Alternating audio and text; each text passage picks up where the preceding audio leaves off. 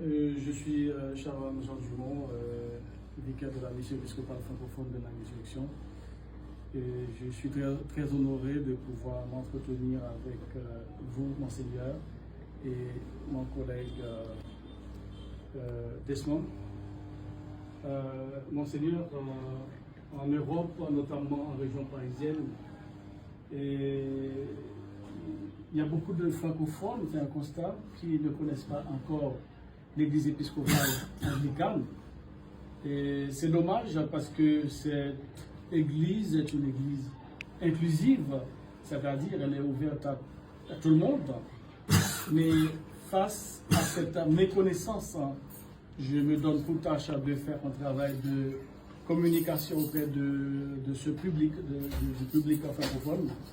Et encore une fois, je suis très honoré de pouvoir échanger avec vous.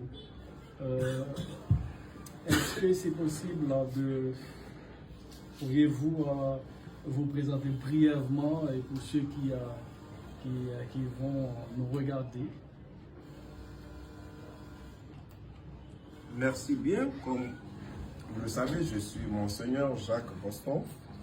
Je suis l'évêque diocésain de ce diocèse anglican de Guinée et de Guinée-Bissau.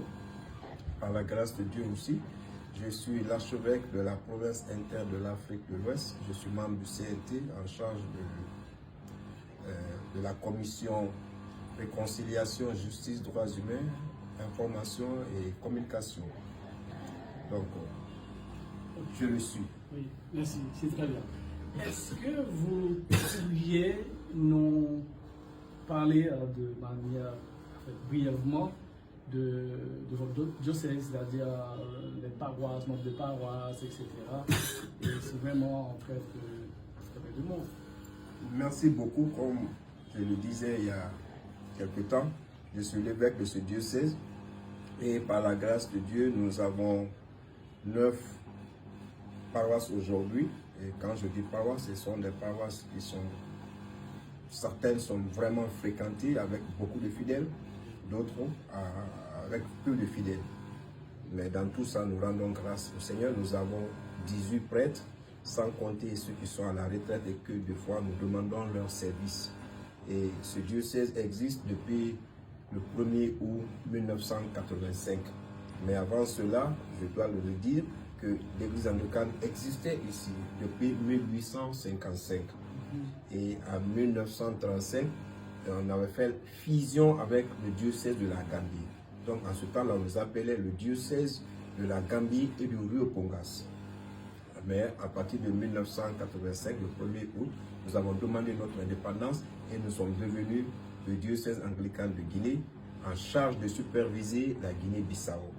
Donc voici un peu brièvement le diocèse. Mais je dois dire que c'est l'un des diocèses en Afrique de l'Ouest anglican. Ça, il faut avoir le courage de le dire. Et vous allez au Sénégal, vous allez en Côte d'Ivoire, vous allez au Mali, vous allez en Tchad, etc., au Burkina, vous n'allez pas trouver une église anglicane vraiment structurée, sauf en Guinée. Et ça, c'est par la grâce de Dieu, une fois encore. Je tiens à vous féliciter aussi pour ce travail parce que pendant notre pèlerinage ici en Guinée, nous avons pu visiter certaines églises, missions et j'ai pu constater aussi qu'il y a un hôpital, un centre hospitalier, il y a je crois, une clinique et que voilà, vous avez je ne sais pas si vous envisagez de peut-être construire plus ou qu'est-ce que vous avez en termes de perspective ou en fait ces cliniques, ce centre hospitalier, etc. Est-ce que c'est facile? Je sais que c'est pas toujours évident, peut-être en Guinée. Oui, merci beaucoup mon père pour la question. En grosso modo, toutes ces structures, nous les appelons ici les œuvres sociales. Nous croyons que Jésus, c'est vrai qu'il a guéri, il a prêché, mais aussi Jésus a guéri, il a aussi éduqué. Il a enseigné, j'allais dire. Donc, le diocèse anglican de Guinée a un centre de santé à la Toussaint ici, un à la Sainte Trinité, un à Falandia, un à Tintima, un à Demia.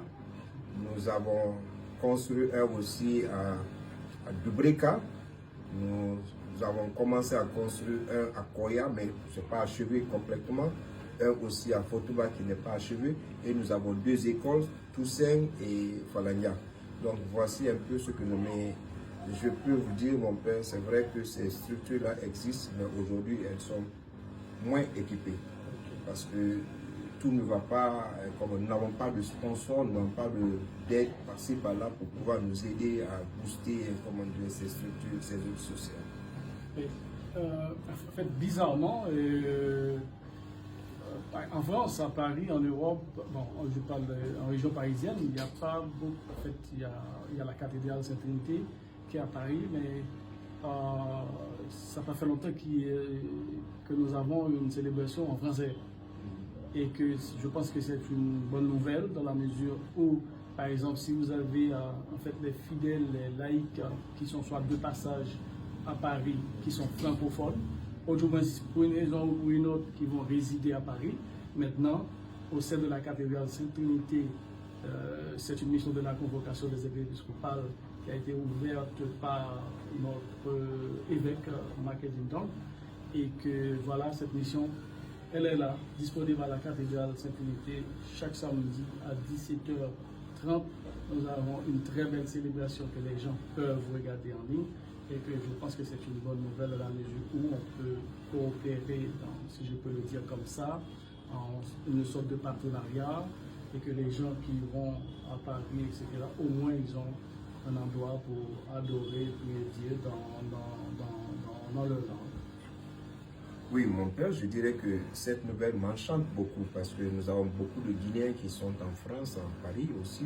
Et franchement, des fois, ils vont dans les autres églises parce qu'ils ne connaissaient pas qu'il y avait une église anglicane ou bien épiscopale qui est à Paris. Mais avec cette information, nous allons prendre comment dire, les informations concernant, afin que nos fidèles qui sont vers comment dire, à Paris puissent suivre les messes, même s'ils ne viennent pas physiquement, mais à partir de leur récepteur technologique, qui puissent comment dire, être en contact avec nous, qui puissent communier avec nous, j'allais dire. Okay.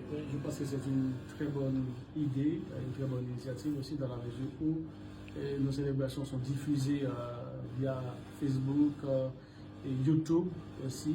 C'est Mission épiscopale francophone de la résurrection, et puis nous sommes toujours disponibles pour échanger avec les fidèles, etc., les laïcs, les gens qui souhaitent, parce que le but de cette mission aussi, l'un des objectifs, c'est de rester en contact avec tous les anglicans et épiscopaliens à travers le monde, c'est-à-dire celles et ceux qui sont de passage à Paris.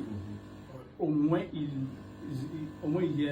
existe un endroit où ils peuvent prier. S'ils sont francophones, ils peuvent prier par exemple les samedis, même les mardis à la cathédrale, il y a un service en français, les jeudis de plus en plus il y a des services en français, et que si la personne est anglophone, il y a la messe chaque dimanche à 11h, il y a une messe traditionnelle, c'est-à-dire depuis longtemps à la cathédrale, une messe en anglais. Alors, vous êtes tous et toutes bienvenus à Paris. Merci.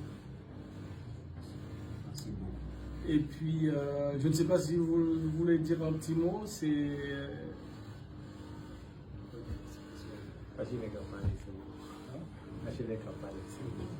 Ok, bah, Monseigneur, merci beaucoup. Je suis très honoré encore une fois. C'était toute ma satisfaction. Je suis très content d'être ici à la Guinée, chez moi, et que merci pour l'accueil. Et puis on restera en contact pour une prochaine fois. On peut même échanger à distance. Et pourquoi pas, j'ai demandé peut-être à Monseigneur Marc de vous inviter peut-être à prêcher au moins à la cathédrale chez nous. Et que voilà. Merci beaucoup, Monseigneur. Merci beaucoup.